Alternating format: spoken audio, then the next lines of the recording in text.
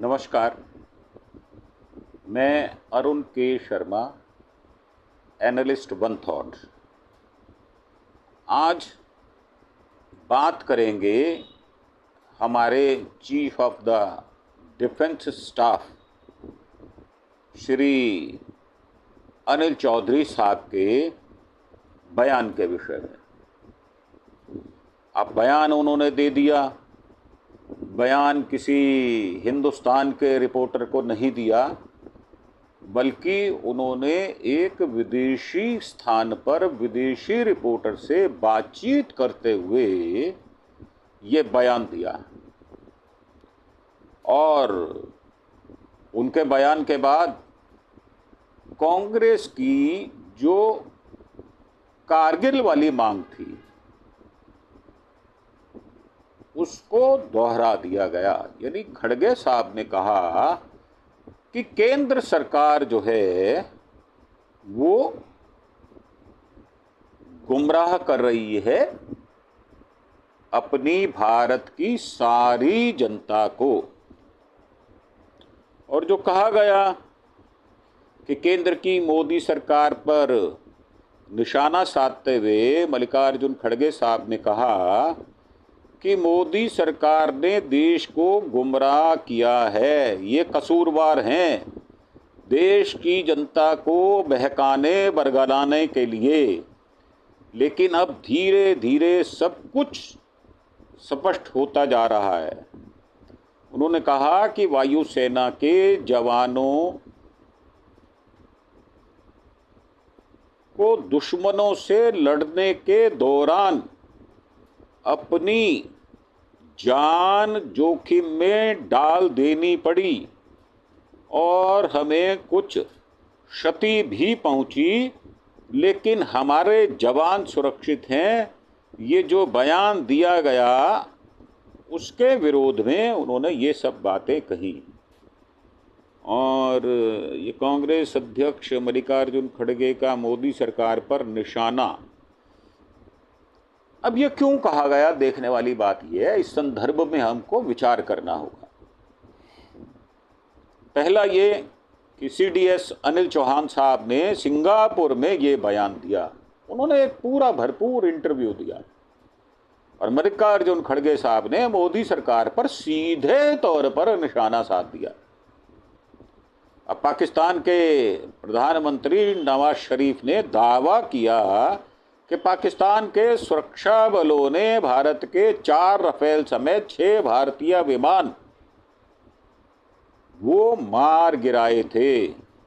अब इस दावे को भारत के chief of defence staff CDS Shri Anil Chaudhary ने पूरी तरह से खारिज किया और हम उनकी इस बेबाकी के साथ सहमत भी हैं। और सहमत हम 99% नहीं है, हम 100% सहमत हैं। उनकी वीरता, उनके शौर्य के लिए, उनकी दिलेरी के लिए, उनके जाबाज जो साथी हैं, जो उनके हेड में काम कर रहे हैं, हमें उन पर गर्व है। उनके शौर्य का पूरा विश्वास है। उनकी वीरता और बहादुरी पर भी हम नाज करते हैं। अब बात आती है कि सिंगापुर में सीडीएस साहब अनिल चौधरी ने पाकिस्तान के दावे को खारिज तो किया और बयान भी दिया। उनके बयान के बाद अब कांग्रेस मल्लिकार्जुन खड़गे ने सोशल मीडिया प्लेटफॉर्म पर, जिसको ट्विटर या अब एक्स कहा जाता है, मोदी सरकार से कुछ सवाल दाग दिए। अब वो सवाल ऐसे हैं जैसे बॉर्डर पर हमारी सेना दुश्मन की सेना पर गोले दाग देती है। अब कांग्रेस की कारगिल वाली मांग है, वही पुरानी मांग और वही पुराना राग। परंतु क्या उसमें कितनी सच्चाई है और क्या उनको मांग करनी चाहिए? तो मेरा मानना ये है कि उसमें पूरी सच्चाई है और उनको ये डिमांड करने का हक भी है, ये प्रश्न पूछने का हक है। राज्यसभा में विपक्षी जो हमारे सदस्य हैं, उन सदस्यों को वो लीड करते हैं, लीडर ऑफ द ऑपोजिशन हैं वो। खड़गे साहब ने कहा सीडीएस चौहान के द्वारा सिंगापुर में दिए गए इंटरव्यू से कुछ अहम सवाल खड़े हो गए हैं जिसे पूछा जाना अति आवश्यक है और समय की मांग भी है। उन्होंने कहा कि सारे सवाल तब ही पूछे जा सकते हैं जब संसद का विशेष सत्र बुलाया जाए। अब सवाल पूछने के लिए उपयुक्त स्थान भी चाहिए, माहौल भी चाहिए और सभी लोगों के बीच में ये सवाल पूछे जाएं तो मुझे लगता है वो ज़्यादा उचित होगा। अब केंद्र की मोदी सरकार पर निशाना साधते हुए मल्लिकार्जुन खड़गे ने कहा कि मोदी सरकार ने देश को गुमराह किया, लेकिन जब धीरे धीरे स्पष्ट हो रहा है, उन्होंने कहा कि हमारे वायुसेना के जवानों ने दुश्मनों से लड़ने के दौरान अपनी जान को जोखिम में डालकर ये युद्ध किया। वैसे मैं इस सारे एपिसोड को युद्ध की संज्ञा देने के हक में नहीं हूं। निजी तौर पर मुझे कहा जाए तो मैं इसे स्ट्राइक ही मानता हूं, क्योंकि भारत सरकार का यह दावा भी था कि जो उनके आतंकवादी ठिकाने थे हमें उनको निशाना बनाना था, मात्र हम उस तक सीमित थे। तो यह युद्ध कैसे हुआ यह मुझे आज तक समझ नहीं आया। हमें कुछ क्षति भी हुई, इस दौरान में हमें क्षति भी हुई। दुश्मन कितना भी कमजोर हो, परंतु वो एक दो ठोकेगा तो जरूर। जब झगड़ा होगा और हाथोपाई हो जाएगी तो फिर किसको कहाँ लगी इस बात की परवाह कौन करता है। लेकिन हमारे जवान सुरक्षित हैं, हम ईश्वर को धन्यवाद देते हैं। ये ईश्वर, आपने हमारे जवानों की सुरक्षा की। हमने एक गलती को सुधारा। उन्होंने सीडीएस साहब चौहान के इंटरव्यू का जिक्र करते हुए कहा कि उनके इंटरव्यू के अनुसार हमने एक गलती को सुधार लिया जो बहुत शुरू में ही हो गई थी, उसे दोबारा लागू किया और फिर 2 दिन बाद अपने विमानों को उड़ाया। मतलब ये बात हो रही है कि हमारा कोई लड़ाकू जेट कहीं गिर तो नहीं गया, कहीं घायल तो नहीं हो गया, कोई नुकसान तो नहीं हो गया।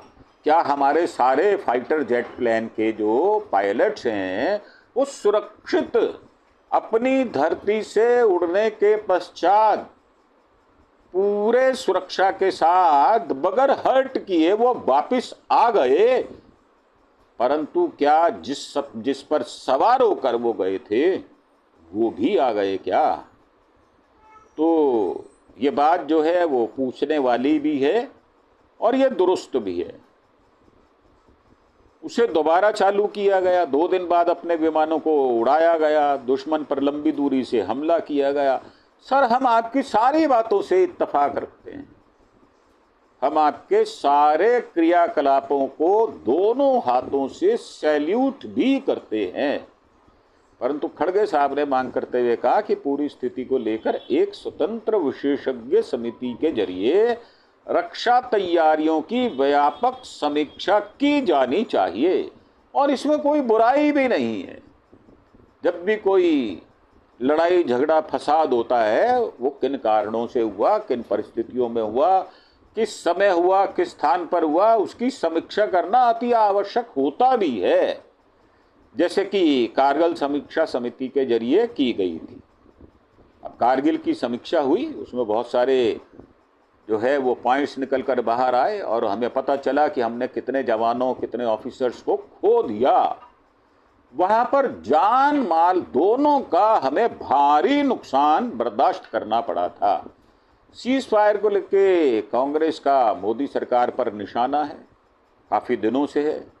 अब सीज फायर हुए भी 20-21 दिन हो चुके और अभी ये हमारे मोदी साहब जो बड़बोले हैं उनका कहना है कि अभी ऑपरेशन सिंदूर चालू है।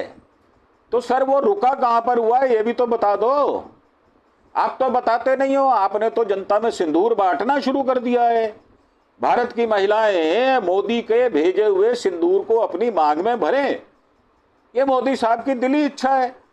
और असल मोदी साहब चाहते क्या हैं वो भी तो बताओ। जो व्यक्ति 122 बार मन की बात, और मैं कहता हूं मन की बकवास जो करता हो, जिसकी जुबान पर ताला ना हो, जिसकी जुबान पे कोई चेक नहीं लगाया जा सकता, जो कभी कोठे की बात करता है, कभी भैंस की बात करता है, सदन में हो तो राहुल गांधी को कैसे हाथों के इशारे से बेइज्जत करता है, हमारी जो रेणुका चौधरी है उनको क्या क्या नहीं कह देता, और कांग्रेस की अध्यक्षा को क्या कहा जाता है याद करें, वो वेट्रेस थी क्या। आप कैसी कैसी बकवास करते हो। और आपने इन्हीं शशि थरूर के विषय में कहा था कि 50 करोड़ की गर्लफ्रेंड रखने वाला एक आदमी, आज वही आदमी आपकी इज्जत का फालूदा जो बना हुआ था उसे ठीक करने के लिए देश से बाहर विदेश जाता है। तो मेरा कहना यह है कि पहले आप अपनी गिरेबान में झांक लें, उसके बाद विरोध पक्ष को दोष देना शुरू करें। मल्लिकार्जुन खड़गे साहब ने कहा कि अमेरिका के राष्ट्रपति डोनाल्ड ट्रंप ने फिर से सीज फायर की बात दोहराई है। करीब 12 बार ये पगलाया हुआ, ये मानसिक बीमार आदमी, जिसके लिए मोदी साहब ने अब की बार ट्रंप सरकार और नमस्ते ट्रंप किया था, वही झुंझुलाया हुआ झुंझुना जिसका नाम ट्रंप है, एक बार फिर दोबारा से झुंझुना गया 12वीं बार, और कहा क्या कि अमेरिका के राष्ट्रपति ट्रंप ने फिर से सीज फायर की बात दोहरा दी। साहब इतना मुंह खुला हुआ है, मुंह बंद ही नहीं हो रहा, किस चीज से बंद होगा। क्या मोदी साहब उसके मुंह को बंद करने का प्रयास करेंगे, या वो छुट्टे सांड की तरह जिस कंट्री में जाएगा भारत की बेइज्जती करेगा, बेड़ियों में हथकड़ियों में जकड़कर भारतीयों को भेज देगा, और मोदी साहब कीप द मम, मुंह पर चुप्पी लगा लेंगे, ताला लगा लेंगे, मुंह से शब्द बोल नहीं पाएंगे, मुंह में दही जमा लेंगे। क्या करेंगे मोदी साहब इसके विषय में कुछ नहीं कहा जा सकता, क्योंकि ऐसा व्यक्ति प्रिडिक्टेबल होता ही नहीं है जो चुप्पी साध ले। कहते हैं एक चुप 100 सुप। अब मोदी साहब उसी पुरातनवादी पद्धति पर चलकर जुबान को खोलते नहीं हैं, और खोलते हैं तो इतना अनर्गल बोलते हैं कि आपकी बेटी को उठा के ले जाएंगे, आपका सोना ले जाएंगे, आपके मंगलसूत्र को छीन लिया जाएगा, जो ज्यादा बच्चे पैदा करता है उसमें बांट दिया जाएगा। तो ऐसा व्यक्ति जो स्वयं पर संयम ना रख पाए, ऐसा व्यक्ति जो आवश्यक मुद्दे होते हैं उन पर बोलता नहीं है, मणिपुर जाता नहीं है, वहां पर कत्लो गारद हुआ, वहां पर एक स्टेट के अंदर 2 समुदाय के लोग 2 धड़ों में बट गए, और मोदी जी ने एक भी अपील नहीं की, संसद में नाम नहीं लिया, जब प्रेशर बढ़ गया तो नाम लिया। अब ये ऐसा लगता है जैसे शिमला समझौते 1972 का उल्लंघन हो रहा है। अब ये उल्लंघन क्यों हो रहा है ये भी तो पता चलना चाहिए कि ऐसा उल्लंघन क्यों हो रहा है। और उन्होंने एक एक्स पर ट्वीट भी किया, in the wake of the remark made by the chief of the defence staff CDS in Singapore. In an interview there are some very important questions which need to be asked, पूछे जाने चाहिए। These can only be asked if special session of the parliament, both of the parliament, बल्कि मैं तो ये कहूँगा is immediately convened। अब मोदी साहब तो साहब वो बुलाएंगे नहीं, जिद्दी आदमी है, और ऐसे जिद्दी कि किसी की बात को सुनने के लिए तैयार नहीं है। क्यों नहीं तैयार, ये भी पता नहीं है। और जिसका हिंदी का तर्जुमा ये है, कांग्रेस अध्यक्ष ने कहा ट्रंप के बयान पर सफाई देने के बजाय भारत सरकार, खासकर पीएम मोदी ने चुप्पी साधी हुई है। इस मुद्दे पर सरकार की ओर से पारदर्शिता नहीं दिख रही, ट्रांसपेरेंसी बिल्कुल नहीं है। यहां तक अमेरिकी वाणिज्यिक सचिव ने भी एक अदालत में दायर हलफनामा, जो एफिडेविट दिया गया है, में सीज फायर की पुष्टि की है। खड़गे साहब ने आगे कहा, पीएम मोदी ने इन दिनों चुनावों में व्यवस्थित अपने आप को दिखा रहे हैं। मतलब सुरक्षा बलों की वीरता का व्यक्तिगत श्रेय। वो किस प्रकार की, मोदी साहब मिलिट्री की यूनिफॉर्म में कैप लगाकर मिलिट्री वाले लोगों के बीच में खड़े होकर फोटो खिंचवाते हैं, फिर उस फोटो का प्रचार प्रसार करते हैं। 64,000 पेट्रोल पंपों पर वो फ्लैक्स, बड़े बड़े बोर्ड लगाए जाते हैं, जिसमें एक पेट्रोल पंप का किराया 4 लाख रुपए है। इतना खर्चीला आदमी अपनी निजी पर्सनैलिटी को बताने के लिए कि मैं ही हूं जो बॉर्डर पर गोली चला के सबको मार के आया हूं, मैं ही हूं बहादुर, बाकी कोई बहादुर है नहीं।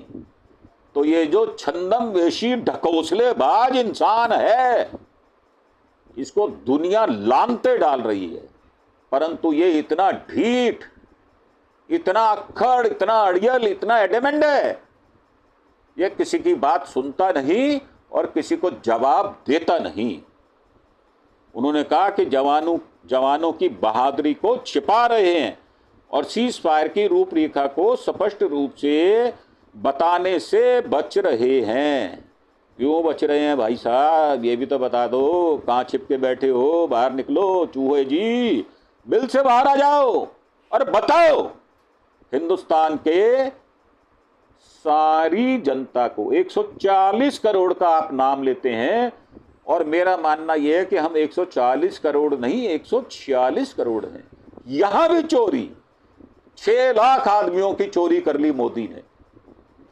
अब जयराम रमेश का मोदी पर जो हमला है, वो इन 11 सालों के कार्यकाल को अघोषित आपातकाल बताते हुए किया गया है। उन्होंने एक्स पर लिखा, पोस्ट किया कि सीडीएस के बयान को लेकर मोदी सरकार पर जो ये निशाना साधा है वो बिल्कुल ठीक है।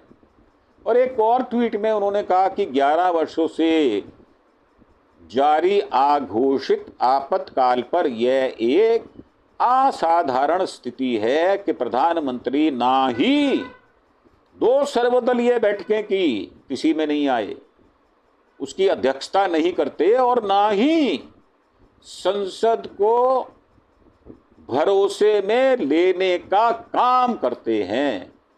लेकिन देश को ऑपरेशन सिंदूर से पहले चरण की जानकारी सिंगापुर में दिए गए सीडीएस के इंटरव्यू के जरिए मिलती है। क्या पीएम मोदी पहले ही विपक्षी नेताओं को विश्वास में नहीं ले सकते थे? अगर विपक्ष को ले लेते विश्वास में, जैसा कि वो कहते हैं कि सबका विश्वास, सबका विकास, मेरी पर्सनैलिटी का भी विकास, उस पर खरबों करोड़ों रुपए खर्च का विकास, कोई हिसाब नहीं देते कौन से खाते में से पैसे निकाल लिए, तो ये जो विकास वो करने निकले हैं ना, दरअसल वो विनाश का दूसरा रूप है। अब वो विनाश कहते हैं करने के लिए या विकास कहते हैं करने के लिए, दोनों में कोई भेद बाकी बचा नजर नहीं आता। और ये जो सीडीएस साहब ने शनिवार को जो इंटरव्यू दिया, उसमें संघर्ष में भारतीय फाइटर जेट गिरने के दावों पर बात की थी। उन्होंने कहा था कि असली मुद्दा ये नहीं है कितने विमान गिरे, अब इसमें छिपा हुआ संदर्भ ये है कि विमान तो गिरे हैं, परंतु कितने गिरे हैं?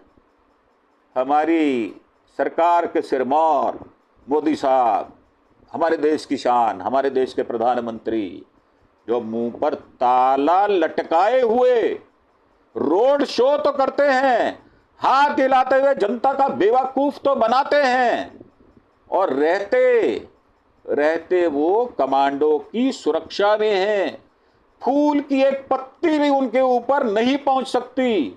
ऐसा डरपोक प्रधानमंत्री पूरे विश्व में इकलौता होगा, ऐसी मेरी मान्यता है। और सीडीएस साहब ने यह बात ब्लूमबर्ग को दिए इंटरव्यू में कही है। वे यहां शंग्रीला डायलॉग कार्यक्रम में हिस्सा लेने पहुंचे थे। ब्लूमबर्ग का सवाल था, क्या पाकिस्तान ने संघर्ष के दौरान भारतीय जेट गिराए? क्या आप इसकी पुष्टि कर सकते हैं? तो सीडीएस साहब ने पॉलिटिकली उसको गोल मोल करते हुए जवाब दिया, जो आमतौर पर मिलिट्री पर्सन्स कहते हैं। उनकी पद्धति यही है कि असली मुद्दा यह नहीं कि कितने विमान गिरे, बल्कि यह है कि वह क्यों गिरे और हमने उनसे क्या सीख ली। भारत ने अपनी गलतियों को पहचाना, उन्हें जल्दी सुधारा और फिर 2 दिन के भीतर दुश्मन के ठिकानों को लंबी दूरी से निशाना बनाकर एक बार फिर से प्रभावी तरीके से जवाब दिया। तो इसका मतलब आपने गलती तो की है, परंतु आप मानेंगे नहीं।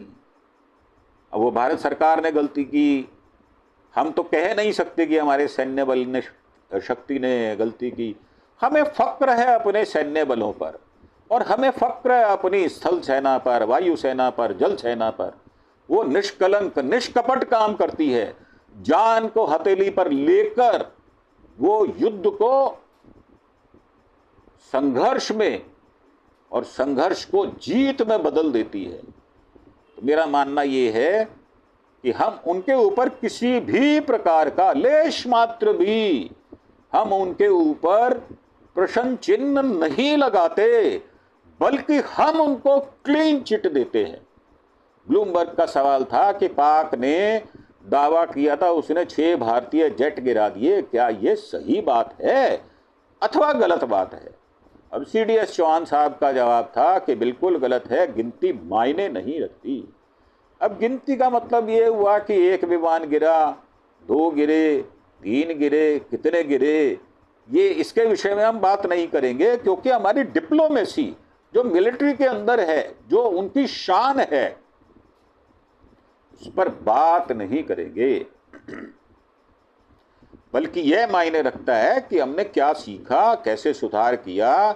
इस संघर्ष में कभी भी परमाणु हथियारों के इस्तेमाल की नौबत नहीं आई। बिल्कुल ये बात उनकी कहना उचित है कि कभी भी परमाणु शस्त्र उठा लें, तो ऐसी नौबत नहीं आई। ऐसी नौबत कभी नहीं आई कि अर्जुन को, भगवान कृष्ण को कहना पड़े कि अर्जुन इन बेकार की बातों के पचड़े में मत फंस, अपना तीर कमान उठा, अपना धनुष उठा और मार मार भीष्म पितामह को, भले ही तेरे दादा क्यों ना लगते हो। परंतु अगर हम ये समझें तो ये हमारा धर्म युद्ध नहीं था। ये छल से मारे गए हमारे 28 व्यक्ति जो भारतीय थे, जो हिंदुस्तानी थे, 28 घरों के सिंदूर को उजाड़ देने का ये युद्ध था। और इसको अगर युद्ध कहें तो मुझे लगता है ये भी उचित नहीं होगा, ये जवाबी कार्रवाई थी, ऐसा मेरा पक्के तौर पर मानना है। इससे पहले 22 मई को एयर मार्शल अवधेश कुमार भारती से पूछा गया था, क्या ऑपरेशन सिंदूर के दौरान राफेल पाकिस्तान में क्रैश हुआ या मार दिया गया? तो उन्होंने भी कहा था कि ये इस वक्त मैं कोई कमेंट नहीं करना चाहूँगा, क्योंकि हम अभी भी युद्ध की हालात में हैं, ऑपरेशन सिंदूर ऑन है। अगर मैं इस पर कुछ भी कहूँगा तो इसका उल्टा असर होगा। हम उन्हें यानी पाकिस्तान को इस वक्त कोई फ़ायदा देना नहीं चाहते। बस इतना कहूँगा कि जो मकसद हमने तय किया था उसे हासिल कर लिया और हमारे सभी पायलट सुरक्षित वापस आ गए। सेना की प्रेस कॉन्फ्रेंस में ऑपरेशन सिंदूर में भारतीय विमान क्रैश होने के सवाल पर यह 12 मई को उनका प्रश्न का जवाब था। और पाकिस्तान ने 7 मई को ही 5 भारतीय लड़ाकू विमान गिराने का जो दावा किया था वो पूरी तौर से खारिज कर दिया। पहलगाम आतंकी हमले के बाद भारत ने 7 मई को पाकिस्तान के 9 आतंकी ठिकानों को तहस नहस तबाह नेस्तनाबूद कर दिया था।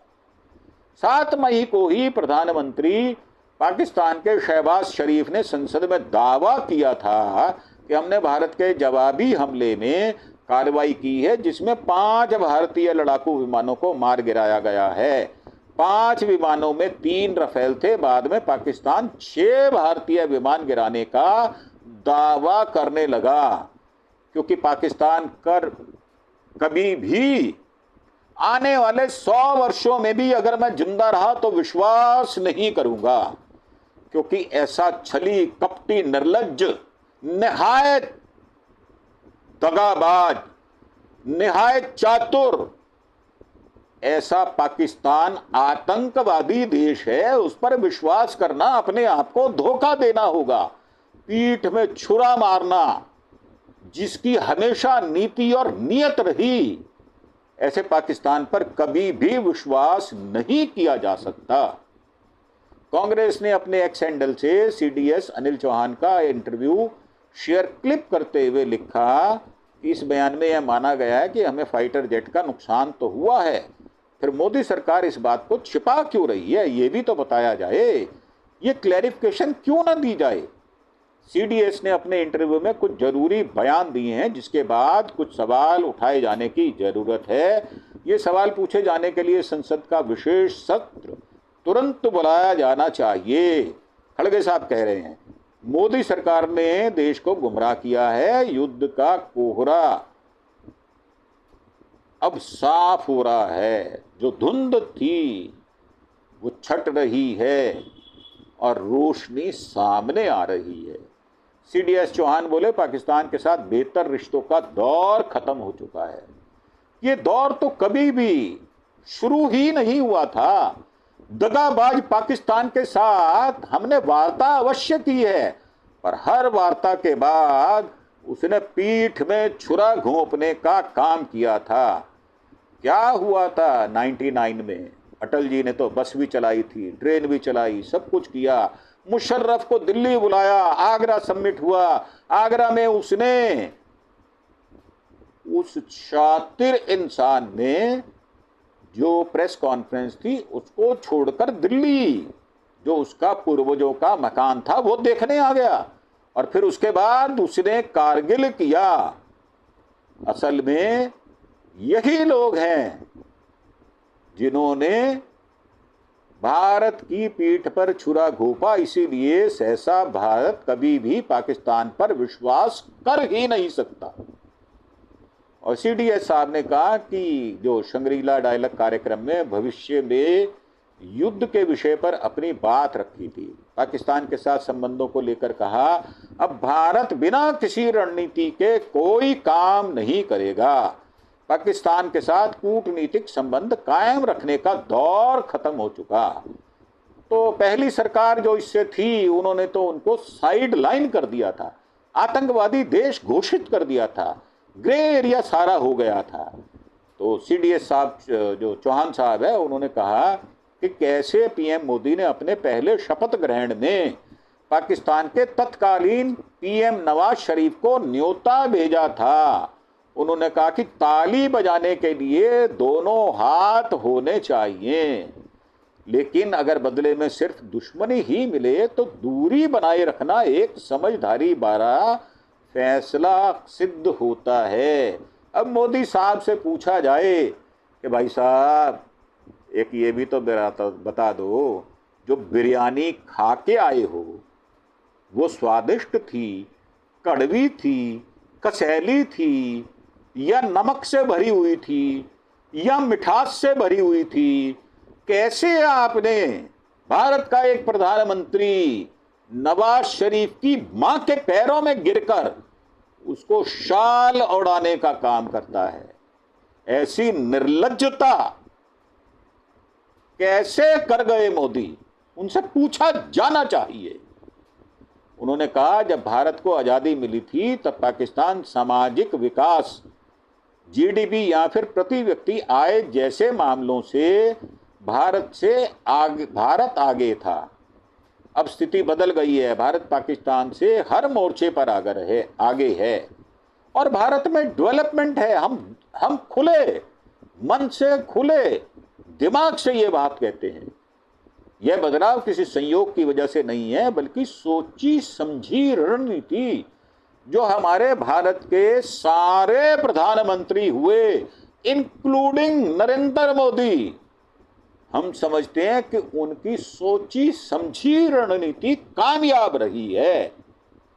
और शंग्रीला डायलॉग के दौरान जनरल चौहान ने जापान, फ्रांस, जर्मनी, ब्रिटेन, यूरोपीय संघ और कई अन्य देशों के रक्षा अधिकारियों से भी मुलाकात की।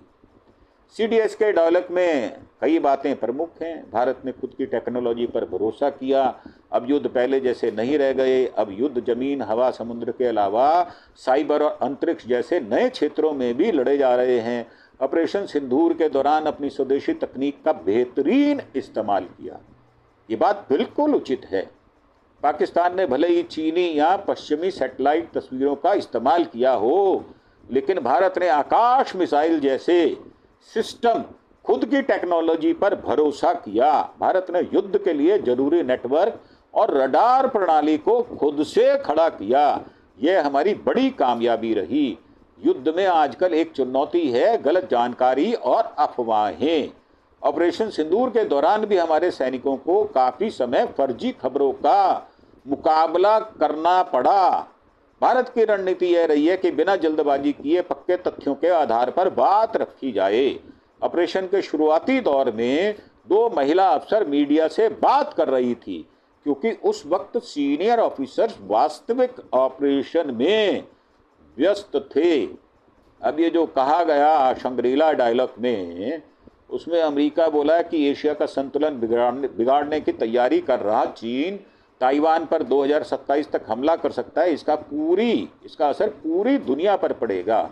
इस विषय में हम अगले एपिसोड में आपसे बात करेंगे। आपको ये हमारी जो जोशीली प्रस्तुति है ये कैसी लगती है, आप हमें नीचे कमेंट बॉक्स में जाकर अवश्य बताएं और हमें ये बताएं कि हम इस प्रकार के जो कार्यक्रम करते हैं, क्या हमें इसका श्रेय मिलना चाहिए इस रूप में कि आप हमारे चैनल को लाइक करें, शेयर करें और सब्सक्राइब भी करें। आपका एक सब्सक्रिप्शन हमारे हौसले को दुगना तिगुना कर देता है। अगर आप अपने दोस्तों के साथ मिलकर इस चैनल को और बढ़ावा देना चाहते हैं और चाहते हैं कि आपको इस तरह की सूचनाएं उपलब्ध रहें, तो आपका एक सब्सक्रिप्शन हमारे लिए, हम ऐसा मानते हैं कि हमारी मेहनत का वो प्रतिफल होगा और हमारे लिए ये उपलब्धि होगी।